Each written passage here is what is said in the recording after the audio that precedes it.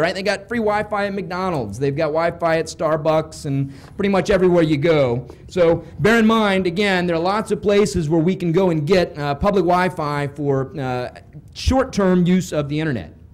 You're going to want to use a live CD.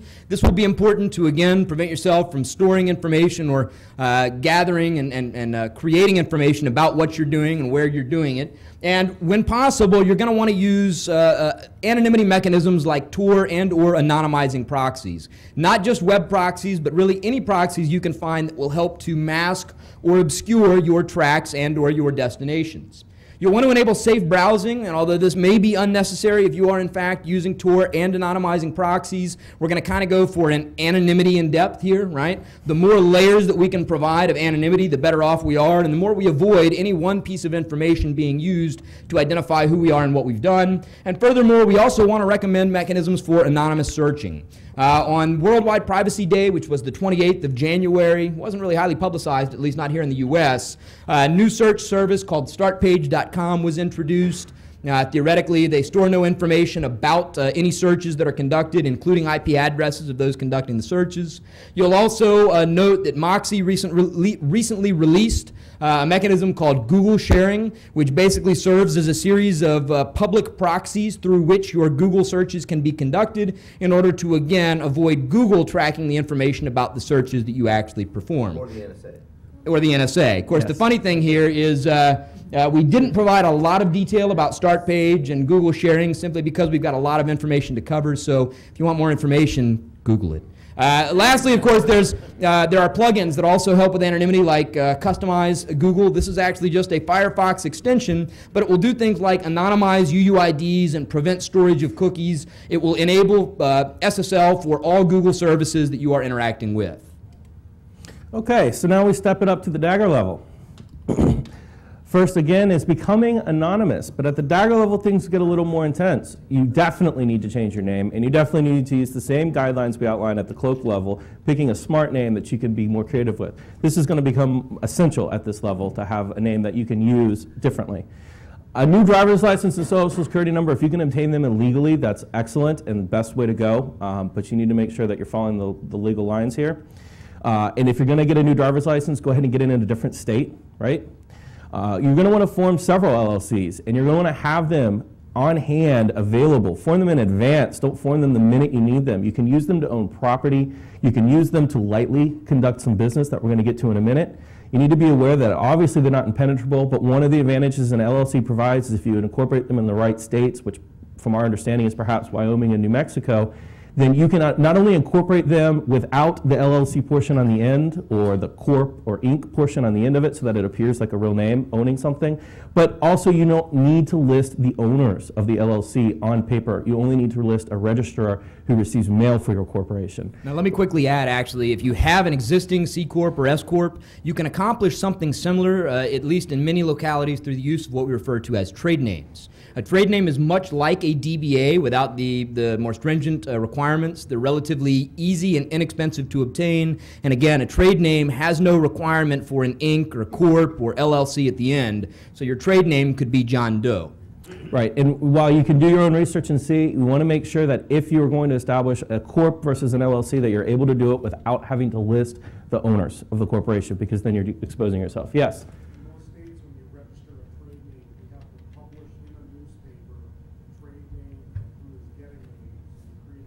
So you're creating the same link back. To repeat what he said in most states, again, you will have to potentially publish in a local or community paper when you establish a trade name. This is also often true when incorporating. Yes. Interestingly, so in Georgia, for instance, there is a requirement for publishing in the local paper when you incorporate, but not when you establish the trade name. So you will have that initial track having incorporated or created the LLC. However, once you have gone and then established the trade name, there is no secondary requirement for posting when you do the trade name. But again, it's a very important point, and you'll want to look into that before you walk down to the local county office and go trying to create your trade name. And this is the first time where we open up an advantage we found with actually going towards the Dagger level, which is that by opening up the opportunity for creating corporations and using your alternative identifications, you can actually conduct more business and have more options, such as potentially owning some property through your corporations and LLCs, not tied to you. This is something that we don't feel is workable at the Cloak level because of the amount of effort involved. Again, the same basic rules apply with email, except Dodge It and Gorilla Mail is pretty much your only option for true personal communication, while Gmail and Yahoo is acceptable for your corporations on the short-term basis. For the shelter level, we're looking at a more mobile lifestyle than at the Cloak level. A houseboat or a weekly rental is one way to go, but really trying to be as mobile as possible is the best way, because the more you move, the harder you are to track. Couch surfing and hostels, anything where you can pay cash or not need to pay at all. Shelters, or even the more extreme public parks and squatting are other potential possibilities here. All right, now social interaction at the dagger level is going to require a little bit of additional effort in order to ensure that you are not recognizable. So we talk about using disguises in public, and you can go extreme like Mr. Centaur. Or you might just consider like changes to your hairstyle or wearing glasses out in public. I'd actually hoped that I could read my slides like this, but that's simply not going to happen. Right, so again, we also want to do things like avoid long-term communities. Now, this could be really any community, and we also want to point out that this would include, for instance, religious groups. Anywhere where you're going to hang out for any long term is going to create or establish a profile. So that means you're going to want to avoid interactions in any communities that, again, where people are going to begin to recognize and or identify you.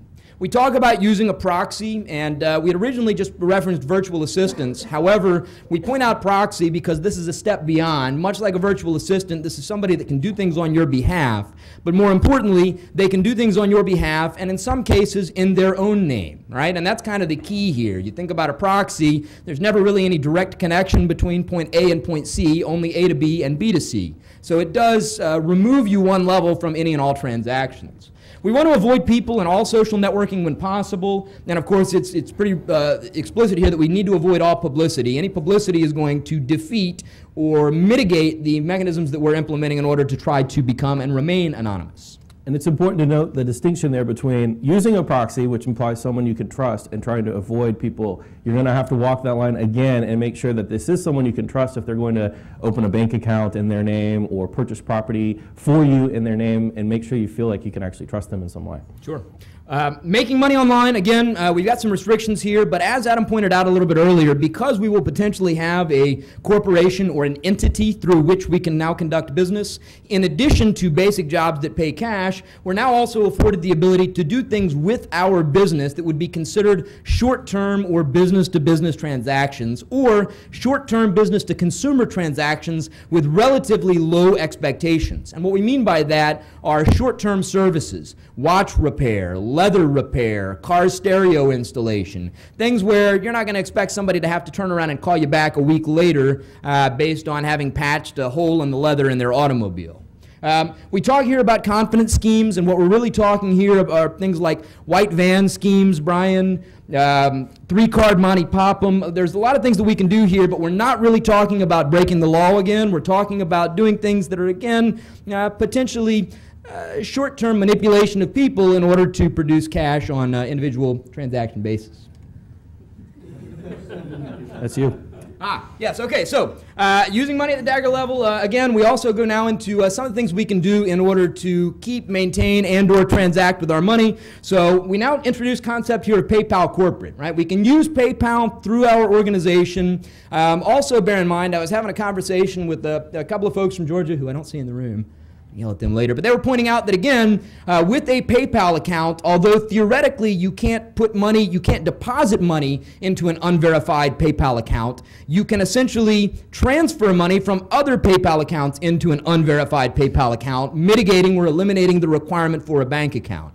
So we really don't get into PayPal at the Cloak level, again, because of the difficulty and or the potential for requirements. However, at the dagger level, this is a bit more appropriate. Again, money orders, cashier's checks now potentially, because again, we may have a bank account. We introduced the possibility of offshore accounts, noting that again, much like IRC, offshore accounts are something that are generally going to garner attention. Right? If you've got offshore accounts, somebody's going to begin to wonder why, and if somebody's looking for you, the fact that you've got an offshore account or the fact that there is an offshore account potentially associated with your name could be a bit of a red flag. There is also the concept of a hawala. A hawala is essentially a private network that trades in debt. And what that means is essentially Party A pays a member of the Hawala